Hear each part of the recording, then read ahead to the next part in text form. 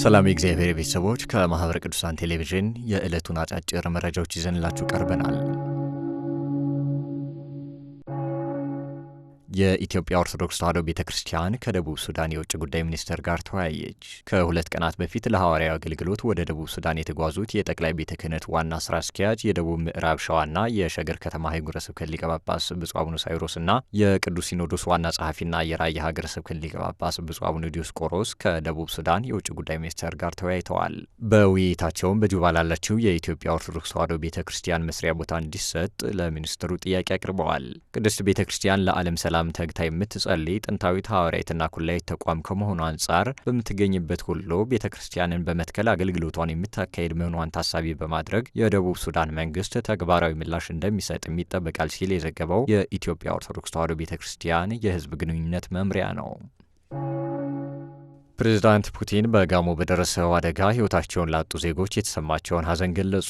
የሩሲያ ፕሬዝዳንት ቭላዲሚር ፑቲን በደቡብ ኢትዮጵያ ክልል ጋሞ ዞን በተለያዩ ወረዳዎች በተከሰተ የመሬት መንሸራተት አደጋ ሕይወታቸውን ላጡ ዜጎች የተሰማቸውን ሐዘን ገልጸዋል። እንደ ሩሲያ ኤምባሲ የማህበራዊ ትስስር ገጽ ዘገባ ከሆነ ፕሬዝዳንቱ በተከሰተ የመሬት መንሸራተትና የመሬት ናዳ አደጋ ሕይወታቸውን ላጡ ወገኖች ዕረፍተ ነፍስን፣ ለወዳጅ ዘመዶቻቸው መጽናናትን ተመኝተዋል። መረጃው የሩሲያ ኤምባሲ ማህበራዊ ትስስር ገጽ ነው። የኢትዮጵያ ኦርቶዶክስ ተዋሕዶ ቤተክርስቲያን ሐዋርያዊ አገልግሎቷን በማላዊ እያስፋፋች መሆኑ ተገለጸ። የምስራቅ አፍሪካ ሀገረ ስብከት ዋና ስራ አስኪያጅ ሊቀ ስዩማን ብንያም ቢያድግልኝ ከማላዊ መንግስት ከፍተኛ ሚኒስትሮች ጋር ባደረጉት ውይይት ቤተክርስቲያንን በማላዊ ለመመስረት የሚያስችል ፈቃድ ጠይቀዋል። ባለስልጣናቱም ቤተክርስቲያንን መመስረት የሚያስችል ፈቃድና ቦታ እንደሚሰጡ ቃል ገብተዋል። የሀገረ ስብከቱ ስራ አስኪያጅ በማላዊ ቆይታቸው በዞዲያክ ቴሌቪዥን ጣቢያ ስለ ኦርቶዶክሳዊ ተዋሕዶ ቤተክርስቲያን ቃለ መጠይቅ የሰጡ ሲሆን ይህም ማላዊያን ስለ ቤተክርስቲያናችን ግንዛቤ እንዲኖራቸው የማስቻል አቅሙ ከፍተኛ ስለመሆኑን የተገለጸው። በተጨማሪም በሀገሪቱ ታሪክ ለመጀመሪያ ጊዜ የኢትዮጵያ ኦርቶዶክስ ተዋሕዶ ቤተክርስቲያን ቅዳሴ የተከናወነ ሲሆን እጅግ ብዙ ማላዊያን፣ ኢትዮጵያውያንና ኤርትራውያን በስርዓተ ቅዳሴው ተሳትፈዋል። መረጃው የምስራቅ አፍሪካ ሀገረ ስብከት ነው። የጥቁር አንበሳ ግቢ ጉባኤ የሕክምና ተማሪዎች ተመረቁ።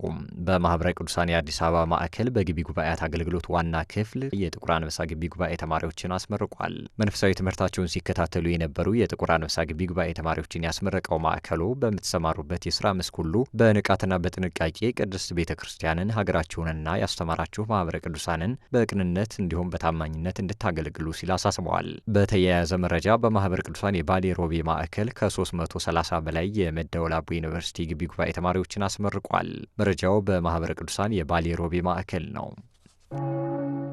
የአገልጋዮችን ጥራትና ብቃት ለማሳደግ ወጥ የመመዘኛ መመሪያ ተዘጋጅቶ እየተሰራ እንደሚገኝ ተገለጸ። በጉራጌ ሀገረ ስብከት የአገልጋዮችን ጥራትና ብቃት ለማሳደግ ወጥ የመመዘኛ መመሪያ ተዘጋጅቶ እየተሰራበት እንደሚገኝ ተገልጿል። በዚህም መሰረት ስልጣነ ክህነት የሚቀበሉ እጩዎች ከአጥቢያ ቤተ ክርስቲያናት እስከ ሀገረ ስብከት የሚሰጠውን መመዘኛ ማለፍ እንደሚጠበቅባቸውም ነው የተገለጸው።